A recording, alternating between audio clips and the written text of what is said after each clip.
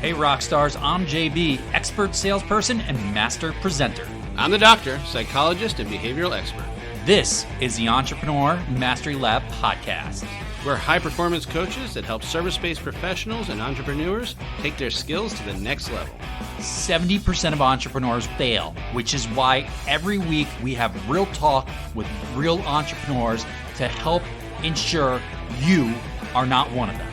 We're also the inventors of the Be Rich mindset, where we rise to mastery, inspire greatness, celebrate knowledge, and help others along the way. So join us in the lab. And now, on to the show.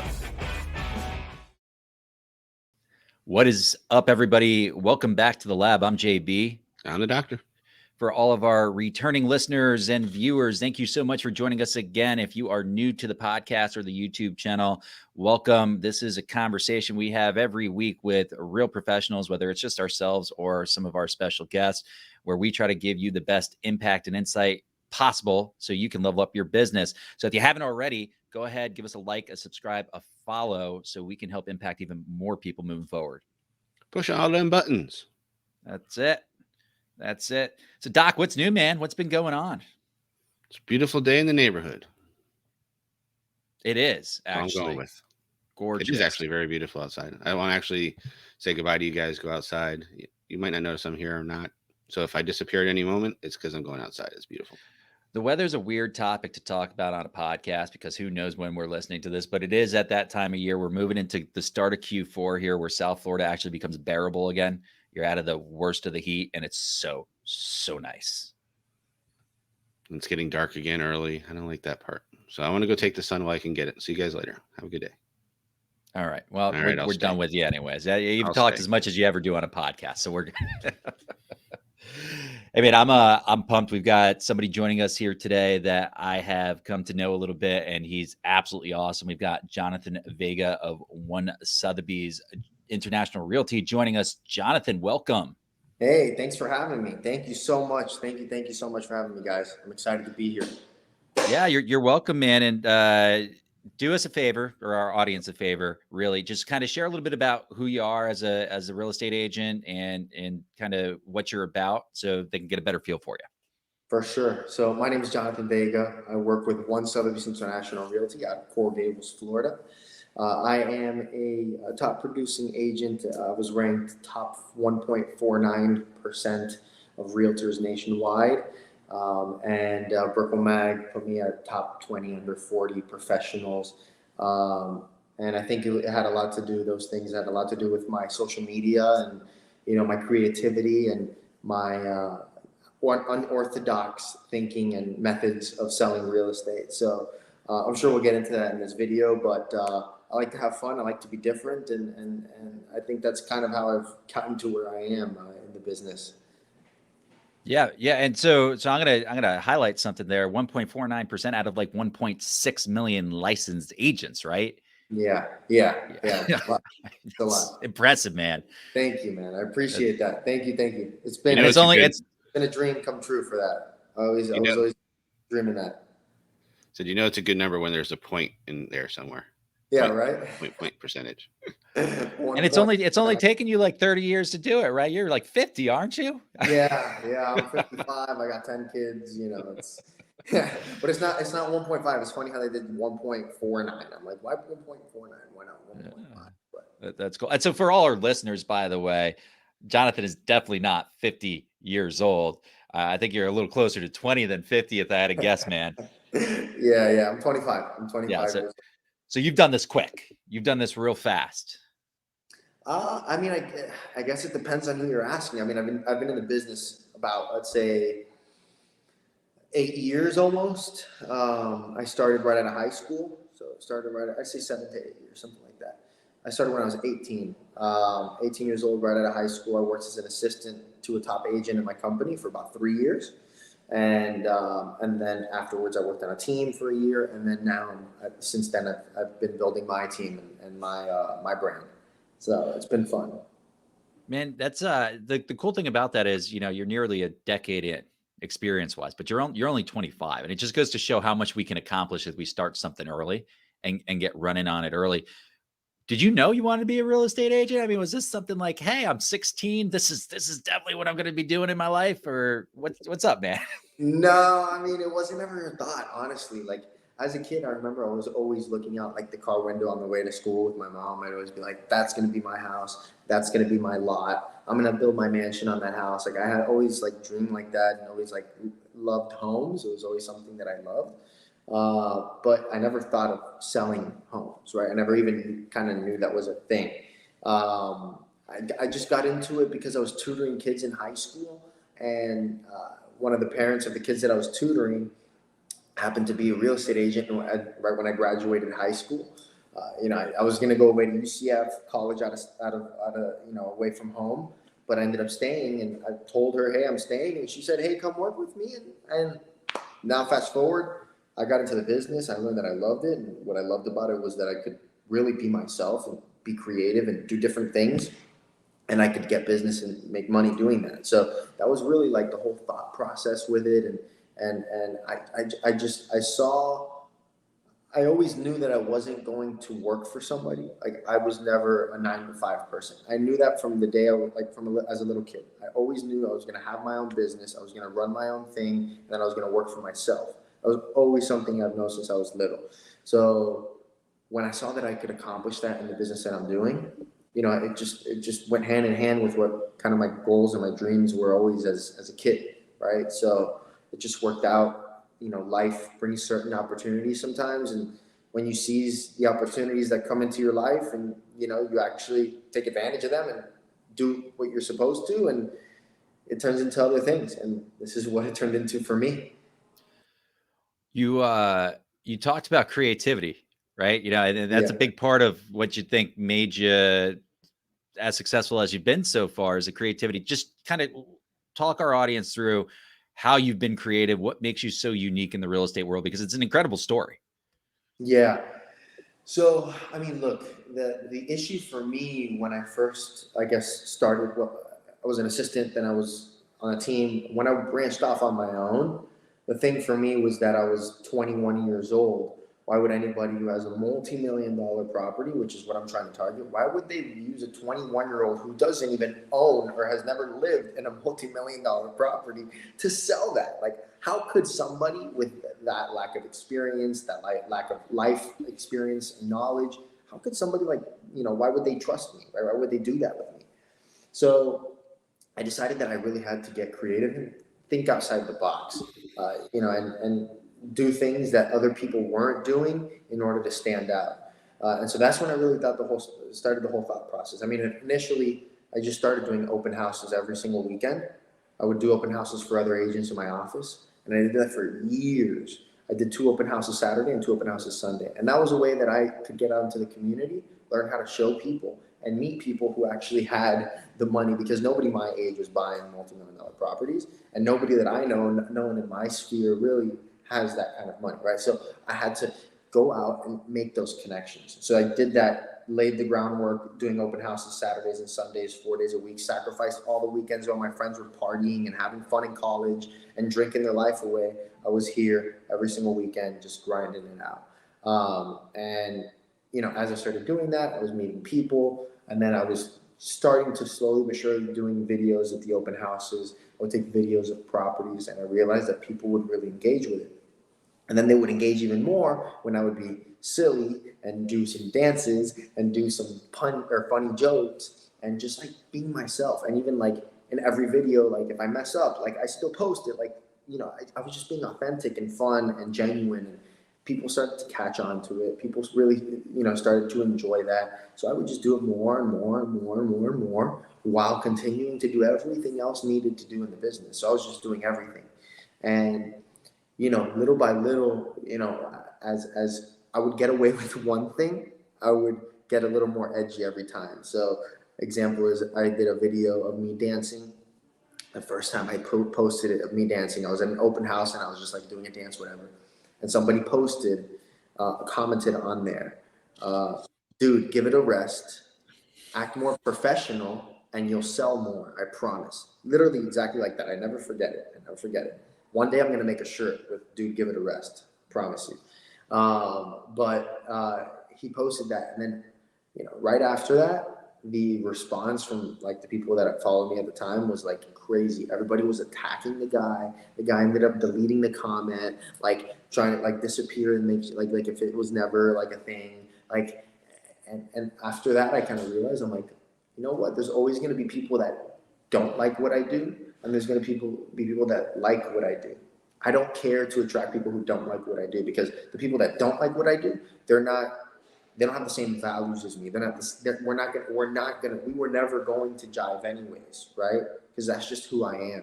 So, and then the people that do like what I'm doing, those are the people that I need to focus on catering my audience to, because those are the people who would want to work with me, who would want to refer people to me, who would trust me in the process of what my profession is.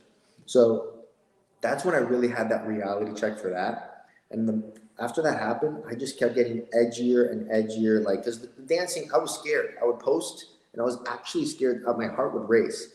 I'm like, oh my God, what are people gonna think? Like, I'm too young and I'm doing dance videos at a $5 million house, at an open house. And what are people gonna think? What if they don't take me serious? So those things were things that were going on in my head. And I just, after that, I just kind of came to a realization, like, I can't care what anybody thinks, and I just got to do me, and things will come. And from there on, I just kept getting edgier and different with my ideas, uh, my videos, doing music videos. I ended up creating a parody of Miami by Will Smith for a $17 million that I listed in the midst of the pandemic, because the owner wanted like social exposure because everybody was home. So I came up with that song. Then I had like all the Miami channels reposting me. Like, I jumped in the ocean with my cap and gown when I graduated from college, and all the Miami social channels posted me on that too. Like, I just kept being myself. I guess it was more of the story. It's not like any of the ideas and creativity that I have in making music and creating like different kinds of property tours. Just the out of the box thinking has really just been who I am. Like, it's just something that I enjoy, and it's not like I'm going out of my way to like really try and like be fake and make this and whatever. Like, it's just who I am. I've always just liked these things. So I catered my interests like my personal interests in music and dancing and just being funny and goofy, and I've just put it into my business and into my brand, which has helped grow my business even more and more. So I got to ask, man, I'm really curious here. For somebody like you, you mentioned these are your interests. You like music, you like dancing, Yeah. you like production. Do you think this is something that anybody could do, even if those aren't their interests, or do you think this has worked for you because this is a really authentic, you? Look, I mean, I believe like anybody can do anything they put their mind to, right? I'm that kind of believer, but at the same time, you can try it, but maybe it's not going to be as authentic, or maybe you just do it your own way. Like, nobody can do it exactly like me, and nobody can do this podcast exactly like you guys, right?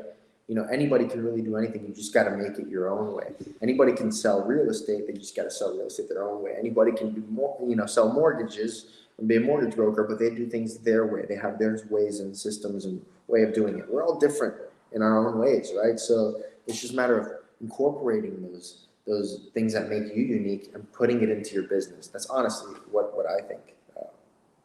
That's how you stand out and actually brand yourself, and you're not just like everybody else. You don't want to copy the guy next door, because then why would they choose you over the guy next door? You know what I mean? I don't know if I hit that right there. If the question was that good. Yeah, man, that's a great response. Mm-hmm. I mean, so much of what we talk about, right, Doc, is one size doesn't fit all. Yeah, you got to be unique in a certain way. I mean, there's, like Jonathan was saying, we can try to do anything we can, right? And actually, funny enough, having a conversation last night at a networking event about someone trying to get on social media, and they just weren't really comfortable being on screen. So, so give it a shot. Film some stuff. You don't have to post it. You can share it just to your friends, but you also don't have to do that, right? You don't have to be the one that goes on the screen. There's other ways you can do it. You can post pictures and do voiceover. There's so many ways that you can figure out what works for you. But give something a try, And if you don't feel comfortable, don't do it. Do something else that fits for you. Be more authentic. Like Jonathan was saying, it was natural for him, so it was easy for him to keep building off that. Exactly. You know, And there's sorry to cut you off there, but it's so funny because like everybody like now is like it's like, oh, I gotta post on social, I gotta do this, I gotta do that. You don't have to do any of that. Like it's just what feels right for you and how you want to build your business. There's an agent, I don't know exactly his name. It's at the top of my tongue, but I can't remember. But he's in West Palm Beach and he's like Donald Trump's realtor. He's like all the high end, like he sells like $100 million properties. He does the most high end properties, and that guy is nowhere to be found. He doesn't have a website that works. He doesn't have a picture of himself online, and he's a realtor, right? A realtor like has pictures of themselves everywhere usually, right? A realtor should be the easiest person to find. This guy has nothing. He's like so, discreet and so hidden. Like who is the guy, right? The mystery man. But he sells and he sells and he sells the best the top properties in Florida. And that guy has his niche there, right? He doesn't have to do publicity stunts. He doesn't have to do any of that. His business has been his network, and it's just referral at this point. There's different ways to build a business. It doesn't all have to be what everybody's doing now, which is, oh, let's try to do it on social. Everybody wants to do socials. So, it's do you even sell, bro? Do you even sell, bro? It's so true though, man.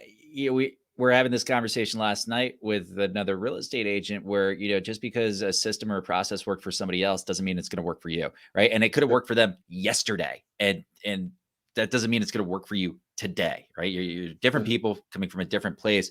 And that's the challenge that I think we have as coaches with coaching to systems and processes. Right. There's some fundamentals that are always there, but a lot of times it's about soft skill development and figuring out where your strengths are and your weaknesses, and just kind of working on that stuff and figuring out, hey, what am I most passionate about, and how can I run my business with passion, because that's what attracts people. Excitement, confidence, conviction. That's the stuff that gets people on board. And that's probably why you had so many people that really came to your defense when somebody attacked you online, right? You got trolled online and you had a bunch of people come to your defense. And it's because they probably felt like, hey, this is somebody that's really owning who they are and what they're about. My favorite thing though, out of everything you said, man, you continuously push your limits, right? You took it one step and then you're like, okay, that wasn't as bad as I thought it was going to be. I'm going to take another step. And then I took another step and then another step. And now I'm selling a $17 million unfinished home with a parody of Will Smith's Welcome to Miami, because I'm that guy and I push those limits. And that is freaking awesome. Yeah. And it's something that I think back to, and I realized, like you just realized there, like, it's like, I'm constantly pushing I'm constantly trying to get uncomfortable. Like maybe it's not for some people it's a good thing. I guess maybe it's kind of where I'm at now. I'm never satisfied, right? So I always need to keep pushing or doing something to make myself uncomfortable, so that I'm like, okay, oh, you know what? I did that. Now I can go to like the next thing, right? Like, okay, all right. Now now I'm starting to do. Not only doing property tours, I do property tours on YouTube every single weekend, and I've been doing that consistently for about, I'd say this year has been very consistent with that. I've probably missed one weekend this year of not doing a tour, and so I got that down packed. So now I'm like, you know what, like I have to do more, because I'm not getting I'm getting engagement, but I want to provide more value now. I want to inspire versus just showcasing properties. I want to provide a little bit more to people who are watching my videos. So now I literally just last night I was here recording a video. I'm doing weekly vlogs, and I mean weekly. And I'm going to be putting out content every single day on Instagram, TikTok. And I needed to hire somebody and pay that somebody really good money. But you know what? That is making me uncomfortable. And that discomfort of paying someone so much, I know it has a good result at the end of the day, but like me pushing myself to do these things, to do things that I was always thinking of doing but never did, like that's me getting uncomfortable and like pushing the boundaries too, right? I push the boundaries for myself, saying, you know what? I can do that. Right now, the next. Right? Like I got an assistant, and getting that assistant took me forever. Like I was so scared to hire somebody. I'm like, oh my God, how am I going to pay someone this much money? Like I've been doing it myself at this point. Like, why can't I just continue? But I realized I needed that. Whether it was now, maybe I didn't need it now, or if it was 5 years from now, I'm gonna need it. I'm eventually going to need it. So let's take the sacrifice, like the uncomfortable. Let's get uncomfortable right now.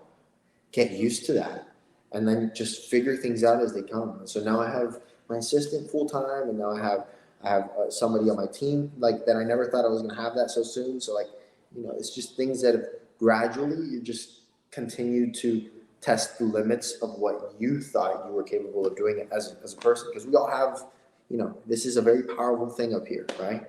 But we just got to gradually, get rid of those boundaries, those limits. I think what's interesting, going back to as we said, the guy that was trolling you, I don't necessarily even see it as that. I believe he was probably sincere with that advice, coming from what he knew, right? I think this is where we get stuck, is that system he was talking about was the way people did it for so long. So he was probably giving you some good advice that he's like, oh, this is what someone gave me and it helped me. So just, don't be silly. You can just buckle down. You got this, kiddo. Which is sound advice from that world. But as we know, there's more than one way to do things. Of course. There's more than one ways to be successful. And sometimes I think we look at it as necessarily that is also part of the society today, is like, if one says something that we don't agree with, we have to attack back until they disappear, instead of just having that kind of conversation around it. So I like the idea of conversation.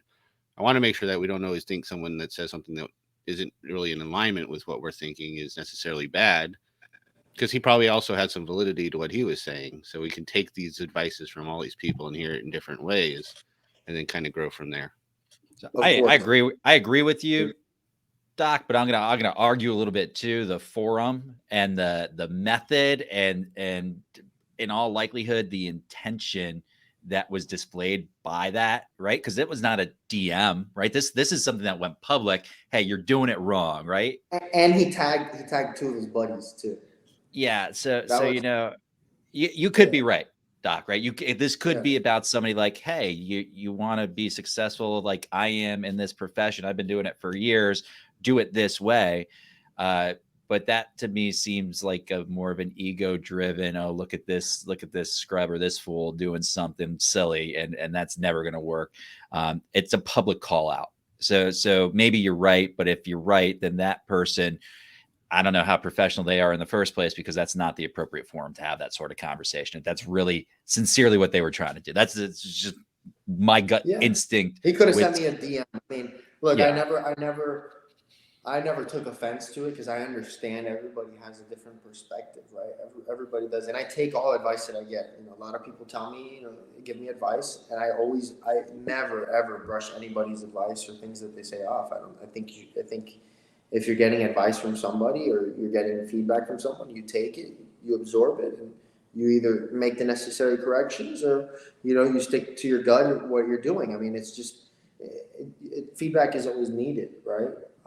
And I took that feedback and I understood where he was coming from, but I wanted to stay true to who I was.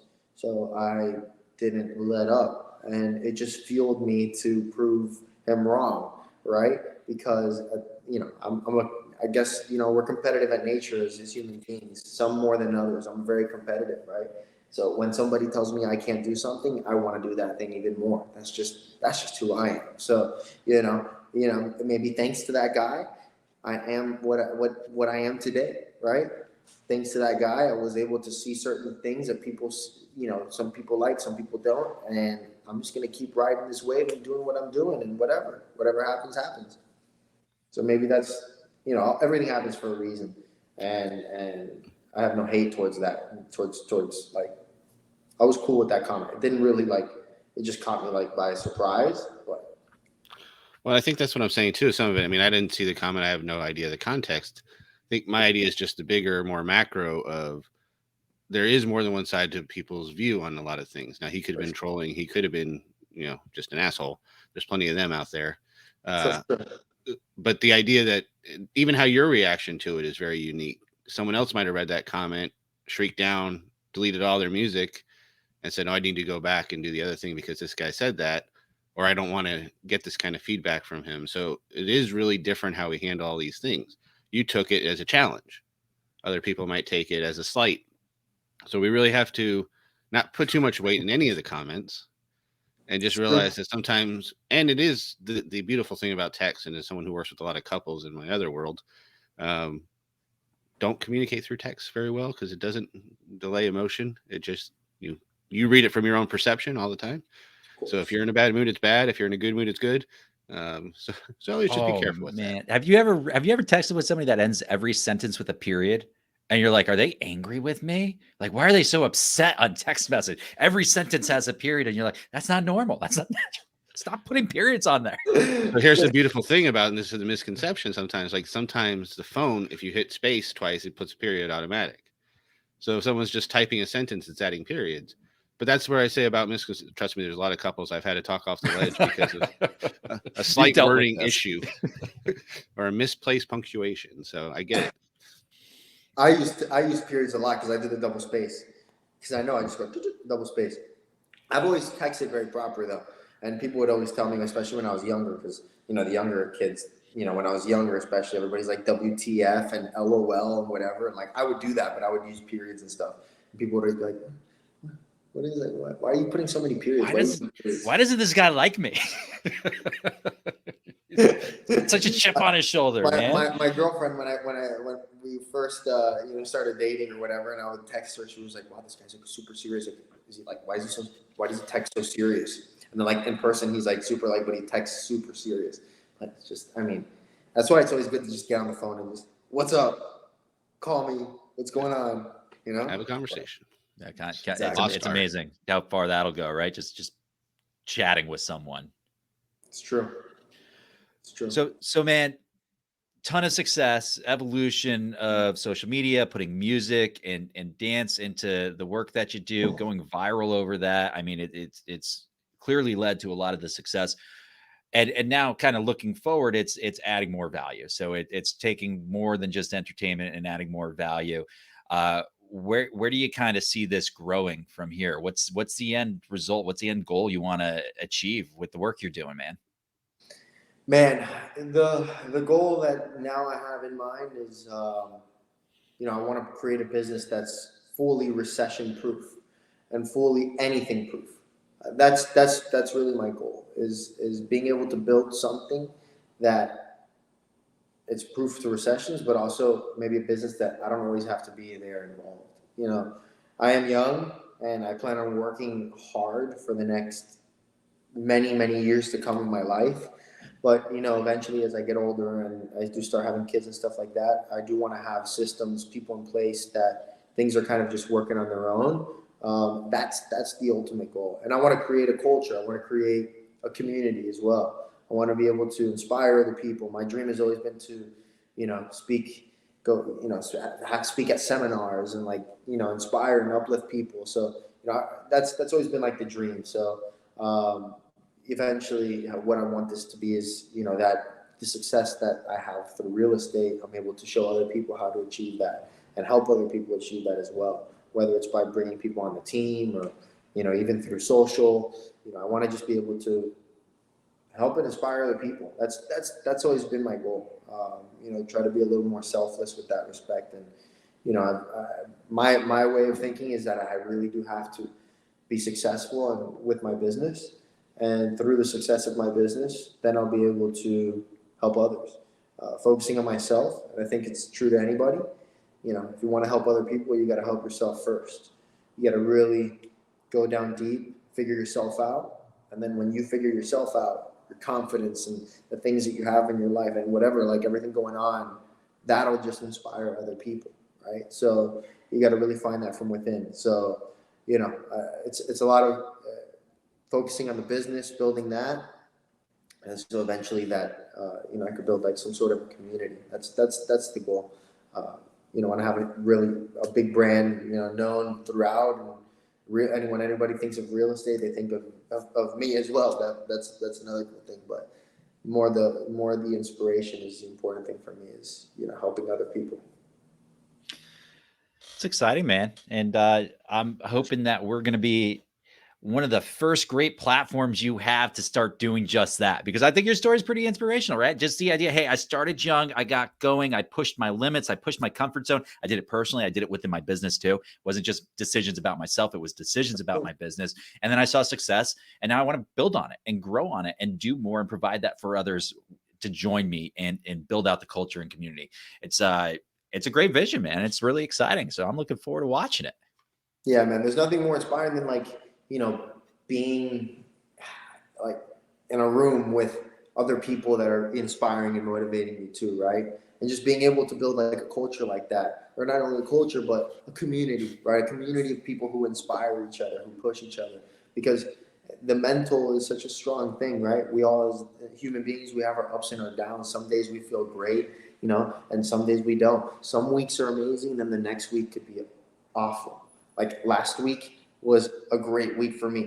I had like multiple closings and everything. And then this week, I lost one of my biggest deals this year, canceled right this past Monday. And it hurts, and things like that hurt, but they happen. It's the whole cycle. You just got to dust off, keep moving forward, and having people, the right people around, right? They help during the times that may be tougher than the other ones, right? So it's always good to have a community of people. I feel like people are so important. Like just having good people around. Speaking of community, what would be a good way for our community to get in touch with you? You can follow me on Instagram, TikTok, basically everything. My handle's Jonathan M. Vega. And that way you can see, like I mentioned, I'm going to be posting every day, well, 5 days a week at least, on these social platforms. And then on YouTube, we're doing two videos per week, a property tour, and then a vlog every Wednesday. So, make sure you go and you follow me on YouTube as well. You can just type in my name, Jonathan Vega. As for the music, that'll be on Spotify and all platforms, and I'll post on it on YouTube as well. Have a couple of new songs that are coming up. We're working on one for Brickell right now, and then we have Coral Gables, and then we're going to do Coconut Grove. We're going to do music about every single area in Miami. So you can follow me on social, where I put everything that you need to know. And then if you need to search for a house, you just go to my website, thevegaway.com. That's it. And of course, all that stuff will be in our show notes. Yep. That's it. Love it. Love it. Well, Jonathan, thanks for joining us in the lab, man. Loved having you, dude. Thank you. Thank you, guys. Thank you guys for having me. Thanks for taking the time. I got to go. Bye. No, I'm kidding. Whatever you told me. See you later. See ya. Peace. So we may or may not have had in the past people who have just like at the very end of our episode, before we're even done rapping, they're gone, right? They just roll. I don't know what happened. They really needed to go to the bathroom during the episode. JB has that effect on people. All right, just slow it down, Doc. Yeah, I made a whole episode. Back that truck up. Well, thank you guys for having me again. It was awesome to have to be on this show here. I can't wait to see it, and hopefully we'll do another one in the future. We'll see you soon. Absolutely, brother. All right, Dre. I absolutely loved chatting with Jonathan Vega here. A lot of great insight from Jonathan.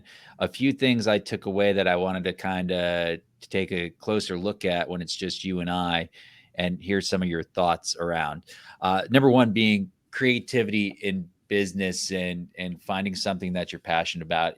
Just from your perspective as a psychologist, how important is it to have the passion, the creativity in the business?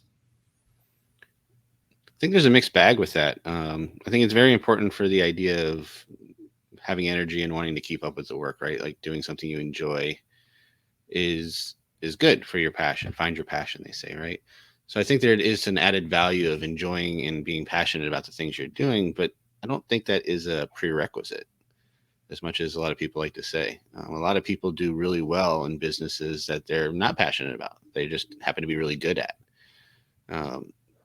So it's really unique, again, for the individual, as we always go back to say the one size doesn't fit all. And like we were talking about with the comments too, there isn't a right answer to that. It's really about yourself and what you're good with. So can you be very productive without having that extreme passion about it? And maybe you do your passion projects outside of your work and you do it in a different world. I know a lot of people that are very creative like that, where they have their passion, but it has nothing to do with work, but they're just really, really good at what they do professionally. And some really need that driven passion to get up every day to do it, especially as an entrepreneur. You have to self-drive. So it's slightly a little bit different. But, my answer is always going to be depends. And I think that's important here because there isn't a one way. So if you're hearing this and you're like, oh, I'm not passionate about it, but I'm good at it. Okay.